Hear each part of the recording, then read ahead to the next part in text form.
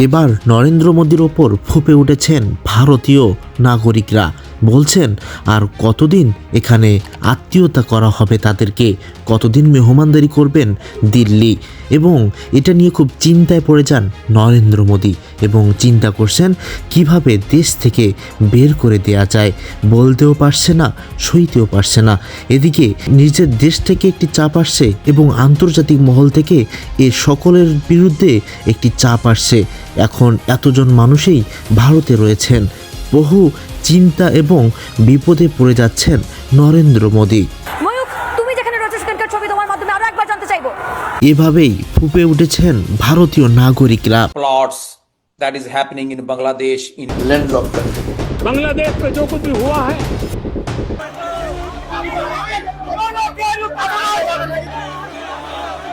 দর্শক, এরকমটা হবে এটা আমরা আগে থেকেই জানতাম, আর বাংলাদেশের মানুষ এটাই চাইতো যে কবে এরকম একটা আন্দোলন গড়ে উঠবে, শেখ হাসিনা হটাও, ভারত বাঁচাও। দর্শক, ভারত বাংলাদেশের একটা সুসম্পর্ক করার জন্য এরকম একটা আন্দোলন হবে এটা আমরা আগে থেকে জানতাম। আজকের ভিডিও খুবই গুরুত্বপূর্ণ, আপনাদের না টেনে সম্পূর্ণ ভিডিওটি আপনাদেরকে দেখতে হবে।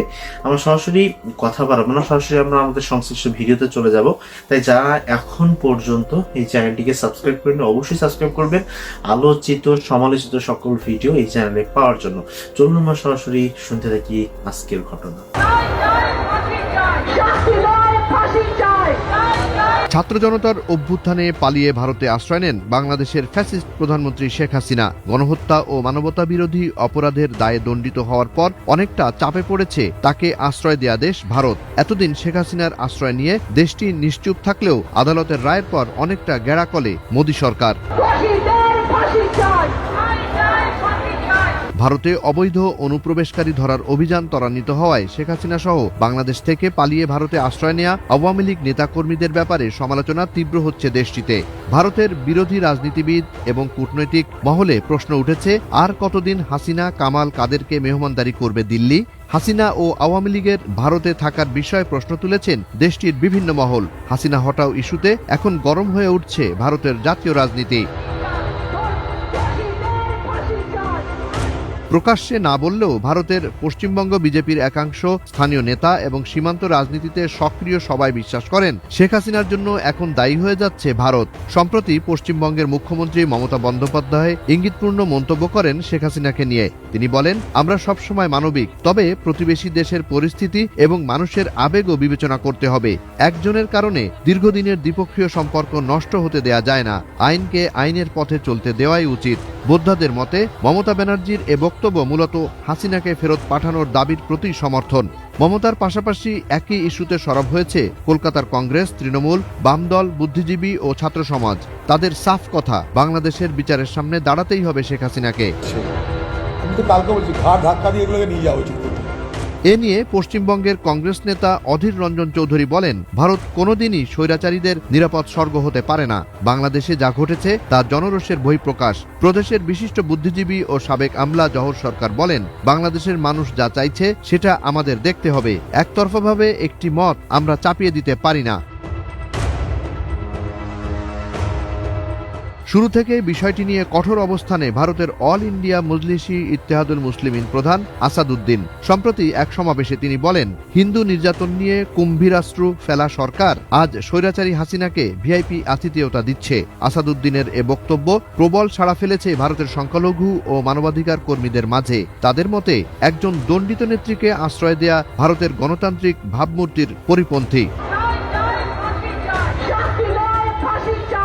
এদিকে শেখ হাসিনাকে ফেরত পাঠানোর দাবিতে রাজপথে নামার হুঁশিয়ারি দিয়েছে কলকাতার সুশীল সমাজ ও ছাত্ররা। কলকাতার বিশিষ্ট চলচ্চিত্র পরিচালক সৌমিত্র দস্তিদার বলেন, ইতিহাস সাক্ষী, যখনই কোনো শাসক জনগণের কণ্ঠরোধ করেছে তার পতন হয়েছে। বাংলাদেশে হাজার হাজার মানুষের রক্তের দাগ যার হাতে, তাকে মানবিকতার দোহাই দিয়ে আশ্রয় দেয়া মানে সে অপরাধকে সমর্থন করা। একজন সচেতন নাগরিক হিসেবে আমি মনে করি শেখ হাসিনাকে বাংলাদেশে ফেরত পাঠানোই একমাত্র ন্যায় বিচার।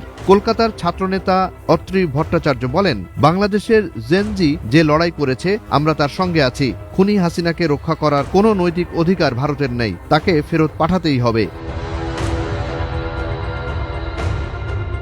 শেখ হাসিনার ভারতে আশ্রয় নিয়ে রাজনৈতিক ও জনমতের এমন চাপ অস্বস্তিতে ফেলেছে মোদী সরকারকে। সম্প্রতি কলেজ স্ট্রিট প্রাঙ্গণেও হাসিনাকে দেশ থেকে তাড়িয়ে দেওয়ার দাবিতে পোস্টারও লাগানো হয়। যতই দিন যাচ্ছে ততই জোরালো হচ্ছে হাসিনা হটাও দাবি। এটি দিল্লির জন্য তৈরি হয়ে উঠছে নতুন চ্যালেঞ্জ। ইতোমধ্যে শুরু হয়ে গেছে তার প্রভাব। called Seven Sisters. They are landlocked country. Bangladesh में जो कुछ भी हुआ है 5 আগস্টের পট পরিবর্তনের পর ঢাকা দিল্লির আকাশ থেকে বন্ধুত্বের কৃত্রিম মেঘ সরে গিয়ে বেরিয়ে এসেছে শত্রুতার দৃঢ় বাস্তবতা। শেখ হাসিনার আমলের একতরফা ও নতজানু সম্পর্কের অবসান ঘটার পর থেকেই ভারত যেন লিপ্ত হয়েছে এক অঘোষিত যুদ্ধে। তো নতুন এবং ফিরে আসা গ্রাহকদের জন্য নগদে চলছে ক্যাশব্যাক সহ প্রতিদিন হাজারো উপহার জেতার সুযোগ। হবে আশা আর ফেরা, সারপ্রাইজ সেরা।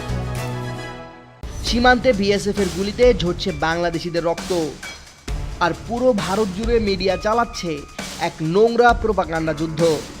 তাদের বয়ানে বাংলাদেশ এখন চরমপন্থী ও মৌলবাদী রাষ্ট্র, কিন্তু অর্থনীতির চাকা যে থেমে থাকে না। ঢাকায় ভারতের বন্ধ করা ভোজ্য তেলের বাজার দখল করেছে আমেরিকা, কাপড়ের বাজার গেছে পাকিস্তানের হাতে, আর চিকিৎসার জন্য রোগীরা কলকাতার বদলে ছুটছে চীনের কুনমিংয়ে। ভারত যখন দরজা বন্ধ করে জিঘাংসায় মগ্ন, তখন দক্ষিণ এশিয়ায় নিজেদের প্রভাব হারিয়ে তারা এখন কোণঠাসা। এই পুরো নাটকের ট্র্যাজিক হিরো খোদ নরেন্দ্র মোদী। এখানে তৈরি হয়েছে এক বিশাল দ্বিধা।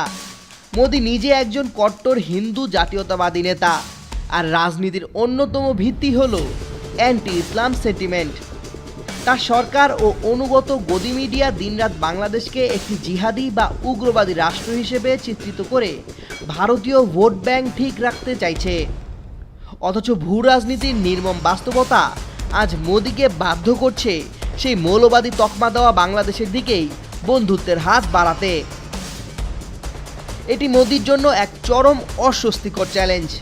একদিকে তার উগ্র হিন্দুত্ববাদী সমর্থক গোষ্ঠী যারা বাংলাদেশকে শত্রু মনে করে, অন্যদিকে অজিত দোভালের মতো নিরাপত্তা উপদেষ্টারা যারা বুঝছেন বাংলাদেশকে হাতছাড়া করা মানে চীনের হাতে পুরো অঞ্চল তুলে দেওয়া। মধ্যস্থতাকারী নির্ভর ভুল নীতি যে বুমেরাং হয়েছে তা দিল্লি বিলম্ব হলেও বুঝতে পেরেছে। তাই তো চোখ লক্ষুর আড়ালে অজিত দোভাল ও ডক্টর খলিলুর রহমানের বৈঠক এবং মোদির নাটকীয় নীতি পরিবর্তনের ইঙ্গিত। রাশিয়ার মস্কো থেকে ঢাকায় নিযুক্ত রুশ রাষ্ট্রদূত আলেকজান্ডার গ্রিগোরোভিচ খোজিন যখন বলেন উত্তেজনা কমানো প্রয়োজন, তখন বুঝতে বাকি থাকে না যে পানি অনেক দূর গড়িয়েছে।